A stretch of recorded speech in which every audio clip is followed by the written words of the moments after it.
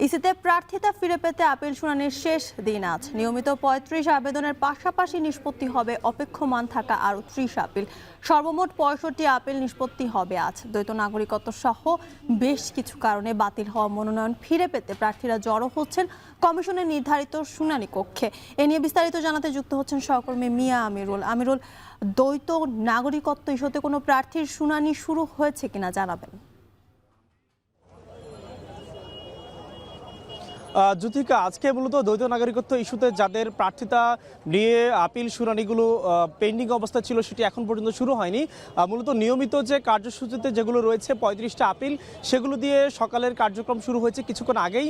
তবে আপনাকে জানিয়ে রাখতে চাই, আমরা দেখেছিলাম আজকের আপিল শুনানি ঘিরে একটি ঘেরাও কর্মসূচি মূলত ছাত্রদলের পক্ষ থেকে বলা হয়েছে। সেটি ঘিরে মূলত আইনশৃঙ্খলা রক্ষাকারী বাহিনীর শক্ত অবস্থান রয়েছে নির্বাচন কমিশন সচিবালয়ের সামনে। আপনি হয়তোবা লক্ষ্য করছেন প্রতিদিনকার চেয়ে আজকে কিন্তু অবস্থান আইনশৃঙ্খলা রক্ষাকারী বাহিনীর অবস্থান কিছুটা বেশি রয়েছে।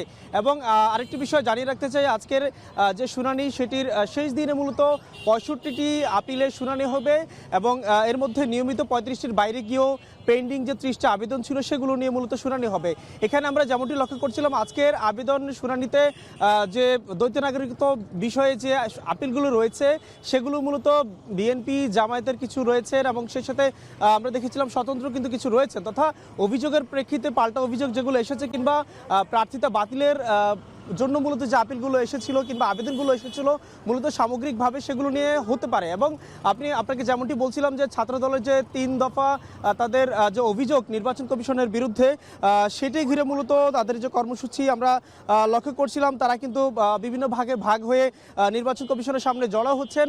যদিও 9:30টায় সেটি শুরু হওয়ার কথা ছিল, তবে এখন পর্যন্ত আমরা খুব একটা লক্ষ্য করিনি। কিছু কিছু বিভিন্ন এসেছে।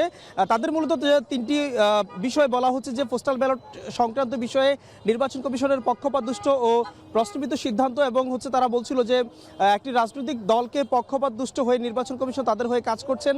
এবং এছাড়াও আরও একটি কর্মসূচি তাদের রয়েছে।